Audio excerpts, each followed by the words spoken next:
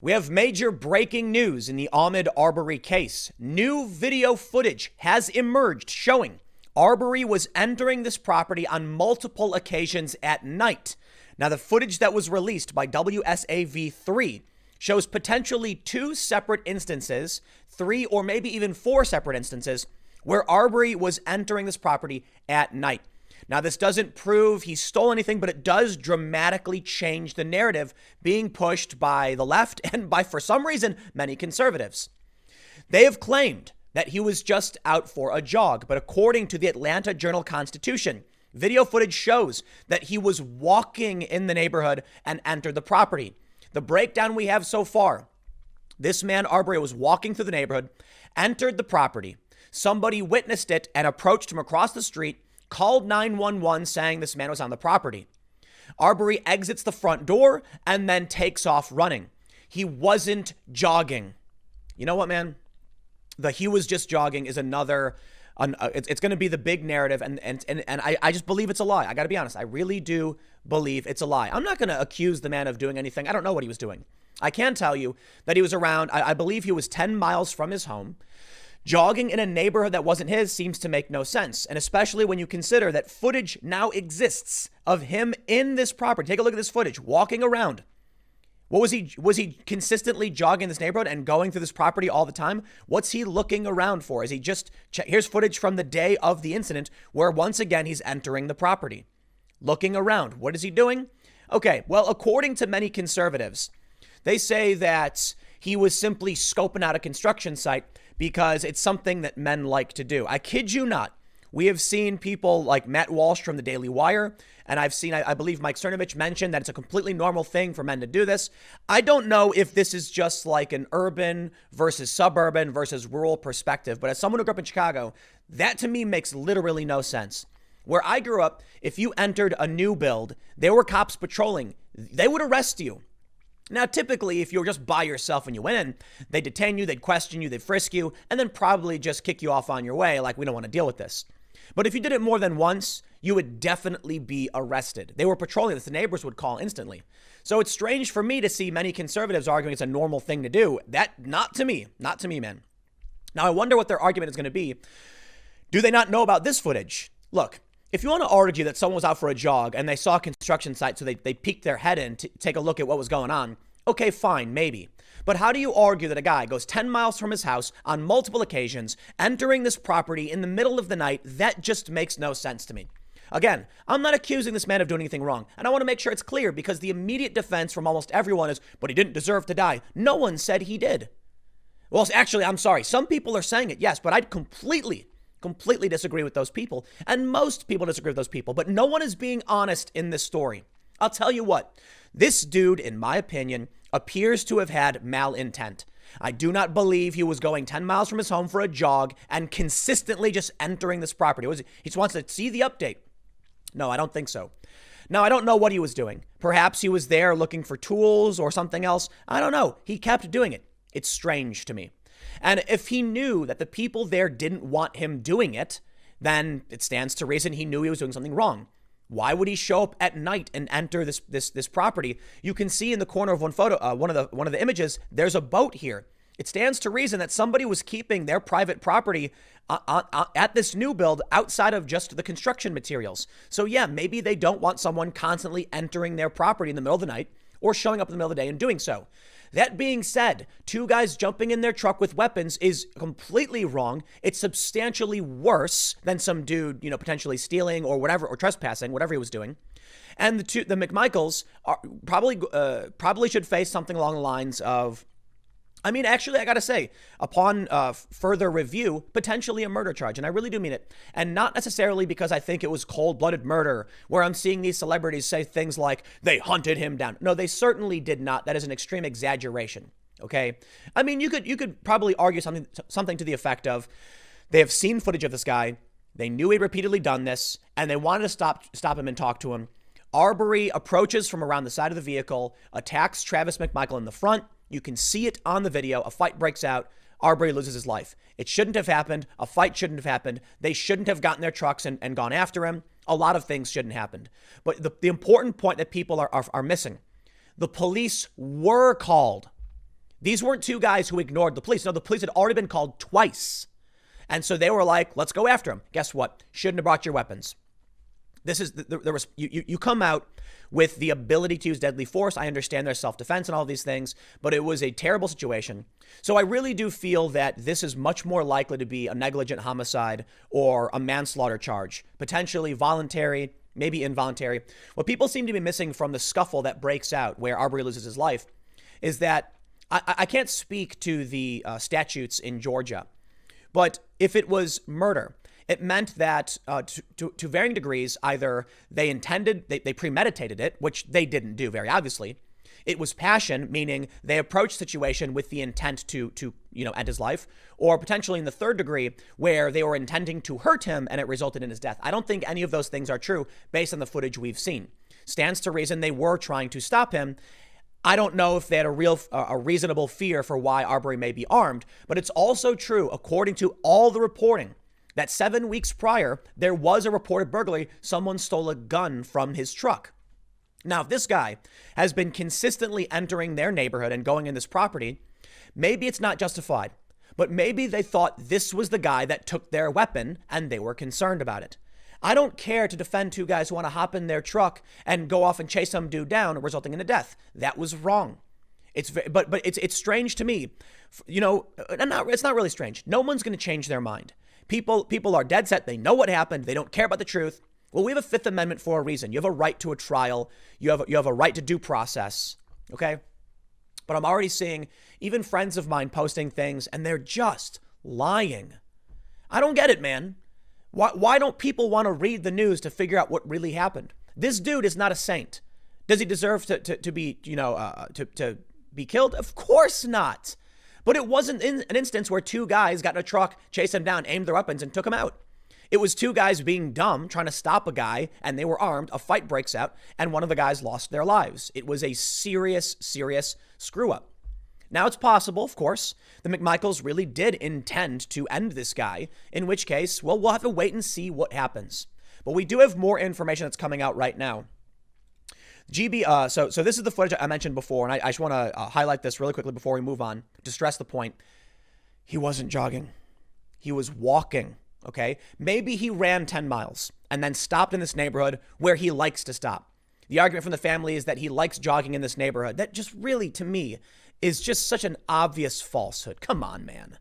When people go for a jog, they walk out the front door of their house and they start jogging. They have a trail, they have a path. Or when I grew up in Chicago, people would drive to the forest preserve, go on the trail, or they'd drive to the canal where there's like a road that goes along and you could go for a run along it.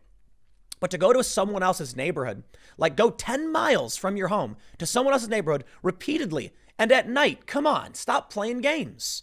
Okay, this is not a defense of anybody. It's just the facts. But now apparently we're seeing that GBI has made an arrest for terroristic threats related to the Ahmaud Arbery murder investigation. Now, this is very confusing, and I don't know what this means. Check this out. They say Midway, GA. On Sunday, the GBI arrested Rashawn Smith, age 20, and charged him with dissemination of information relating to terroristic acts. He was taken into custody in Midway and will be booked into the Liberty County Sheriff's Office.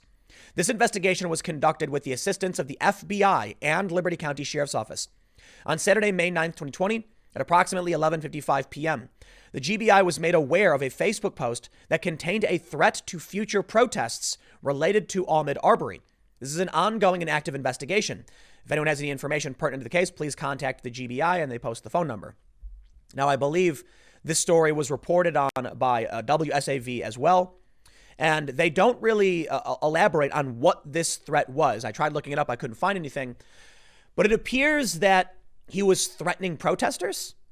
So I can only assume, were these protesters pro-McMichael, pro-Arbery? I honestly don't know. I think it would be strange if he was threatening the protesters who supported Arbery because of the heat and anger around this case. But I'll tell you what, man. This is it's ongoing. New information needs to come out every day. Everybody thinks they know. Everybody's making excuses. And let me tell you something. I got a few things to say. The first, I am flabbergasted by the attempted defense that this dude entering private property was somehow normal or justifiable. You absolutely can point out that Ahmaud Arbery should not have been entering this property and that clearly the people didn't like it. The people who are arguing that it's normal for someone to enter a new build, my question is, someone called 911 over this.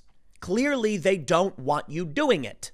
It's a weird justification. It's totally normal for him to be trespassing. No, it isn't. I mean, not to me, at least. I don't know any circumstance with, listen, I've been skateboarding my whole life. Let me tell you something. Skateboarders know trespass. Skateboarders do it all the time. They hop fences, they climb through windows, looking for that sweet, sweet skate spot. Growing up in Chicago may be where my bias comes from, but skateboarders all across the country, the world, will trespass. They'll go into the canals. Go watch videos from Los Angeles. They'll hop the fence and go down to the LA River and skate where they're not supposed to be. They do it all the time. So yeah, skateboarders understand what trespass is. Growing up in Chicago, there were various new builds that skateboarders in my area would go skate at. You know why? You've got flat, clean concrete. You've got an open space with a roof. And in the winter, you have a place you can skateboard. And there's angle iron lying around. And there's metal. And you can grind on it with your board. And you can just skate something unique and new. And yes, they all knew when the cops showed up, because they would patrol, you had to book it. Skateboarders trespass. It's a thing they do. It's weird to me to see people acting like this guy did absolutely nothing wrong. He didn't do anything to justify his life being ended. Of course not. I don't even believe in the death penalty. Come on.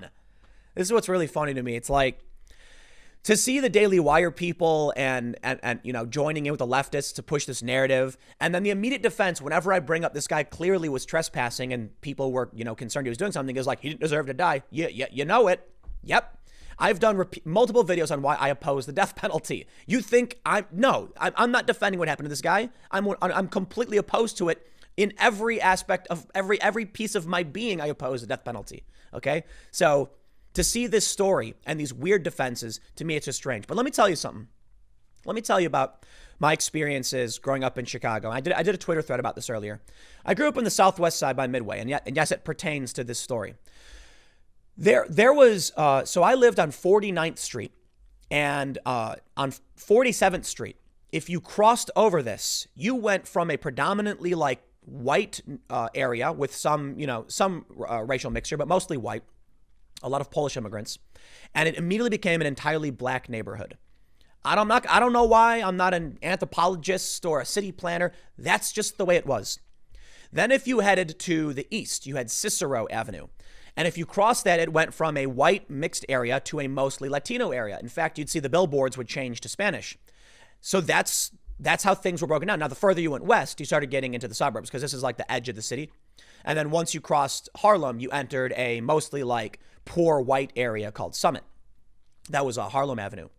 There was a cube, it was a few square miles where there were racial barriers. That's how Chicago was where I grew up. And this created a ton of racial conflict and tension, because I think people are kind of dumb, right? It's like George Carlin said, think about how stupid the average person is. Now realize half of them are stupider than that. While I don't necessarily think humans are, for the most part, stupid, I think humans make assumptions. It's kind of like that Men in Black quote where he says, Agent K says, a person is smart, but people are dumb and panicky. So here's what would happen. We were told growing up where I did that you couldn't go north past 47th because the police would stop you. Why? Well, someone from that side of the neighborhood had no legal or reasonable reason to be over on the other side of 47th where the racial barrier basically was. Now, people had friends. I mean, it's the weirdest thing to make this assumption, but it was very different communities. So there were a few instances where the cops would see someone walking, stop them. And there were a few instances where friends of mine were stopped by people in that neighborhood and warned not to go there. Not because, there was one story I know where a young teenage girl, a friend of mine, crossed over into 47th and was warned by an older black man that she needs to turn around and go away. Not because he thought, for racial reasons she shouldn't be there, but he was worried that there was real tension and animosity for racial reasons. So that's just a story someone told me, but it was a common thing we heard. So here's what ends up happening. You have these two communities divided by the street where people don't view each other as part of their neighborhood. So when somebody of a different race would be walking around, there were a lot of people who were racist And it wasn't that they were inherently racist. It's that their assumptions and their stupidity made them racist. Because in my experience, what ended up happening was they would say like, hey, that person clearly doesn't live on my side. And they would make an assumption based on their race that the problems they experienced was because of race, when in reality, it was because they didn't care for each other's community. If something bad happened on this side, they didn't care. People, there were crimes committed typically in our neighborhood, and then people would blame the people from the other side. It was all about community conflict.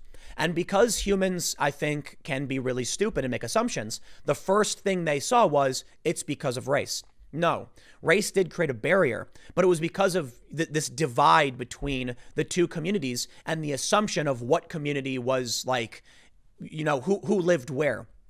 In reality, there were people of all different races that lived in, on the areas where I lived outside of 47th. And a lot of us were friends, of varying races and everything. And it was interesting for me to grow up seeing that the older people, man, they were super racist across the board. Like everybody was racist. And I'm not talking about just the white people. That's the thing. This is the point I'm trying to make. We see a story like this. I think the reason the people on the left are so quick to defend Arbery is because they tend to have grown up in white enclaves in the suburbs. That's a statistical fact we know from the Hidden Tribes report. So they grow up in this area where they're surrounded by white people, and they don't understand the tensions that arise when you live in these areas. And they assume the only racists are the white people. Therefore, this man has done nothing wrong. He's completely innocent. And it's the white people who are at fault because the white people are racist. Someone like me growing up in these areas, seeing the real complications and conflict arising from, how humans view each other. And I say, well, it's probably a lot more complicated than anyone realizes. But of course, like I said, for the 50 billionth time, this guy shouldn't have lost his life over this. They should have shown this footage to the police and asked them to patrol. That's what they should have done. Instead, they wanted to citizens arrest the guy for what? Trespass. Now, there's some videos, like I mentioned the other day, where you can see stuff being thrown in the street or something like that, but there's no proof he threw anything in the street. It doesn't even look like he did. Some people have said he's wearing boots. It doesn't really look like he's wearing boots to me. I think someone got one frame where they're claiming it, but it doesn't matter. Okay, it doesn't matter. The dude wasn't jogging. That's a lie. That's a narrative. This is not jogging. You are seeing the footage. He was not out for a midnight jog with no shirt on and khakis to go to and then wandered into a construction site over and over and over again. Okay, it's possible. It really is. It really is. And the reality is, I don't know. These are my assumptions, the same as anyone else is going to make an assumption about this. It's entirely possible the dude did go for a night jog and decided, I'm going to see how they're doing on the construction site. Maybe they finished it and, he can see the new wood going up and be all excited or something. It's possible. I don't buy it. The reason I don't buy it is, for one, it seems absurd on its face. This dude's not jogging 10 miles from his home on private property. That's just a weird thing to assert. But the other issue is that I'm repeatedly told by social justice activists that, that the black community has to take special precautions. There's a viral comic right now that's appeared on Reddit, and it shows a man tying his shoes, and his wife says, where are you going? So I'm just going for a jog, honey. And then she's like, don't forget to wear your protection or something like that. And then it shows him jogging wearing a fake head of a white person. If this is how if this is how people and these social justice activists really view the world, then why would this person do something so out of the norm and dangerous and risk to themselves of going 10 miles from their home at night with no shirt and entering private property repeatedly? The dude should not have lost his life. In fact, I don't even believe in the death penalty, and I hope I've drilled that through your skull. But when I tweet about this and say the dude, new footage shows us, people are saying, so what? And it's like, dude, it's because the media is lying right now. It's because the activists are lying right now. We can call out that this man shouldn't have died and point out you are being lied to. This is not the story of an innocent man going for a jog. It's a story of someone doing something dumb and committing a very low-level offense, if that, and then two idiots jumping in their car and chasing him down and causing a whole world of trouble and ending someone's life. I get it. Arbery started the fight. You can see it in the video, and I'm just flabbergasted that, even people I know, some celebrities, some activists, are just, it's like they didn't even watch the video. It's like, what? Do you know what, man? Here's what we can do. We can wait and see how things play out. Another dude has got arrested. I don't know what to expect. But I'll tell you what. We heard the whole hands up, don't shoot thing. Well, my understanding is that the final assessment was that in the Ferguson case, Michael Brown did not have his hands up. It was just not the case based on the analysis of how the shots were fired. This is a case where they're saying he was jogging, but we have multiple bits of video evidence showing that's not true. He was not jogging. Let's just be honest. I wish. Nobody wants to. Apparently not even many conservatives, so I'll leave it there. Thanks for hanging out. I'll have more updates on the story as it comes, and I will see you all at 1 p.m. on this channel.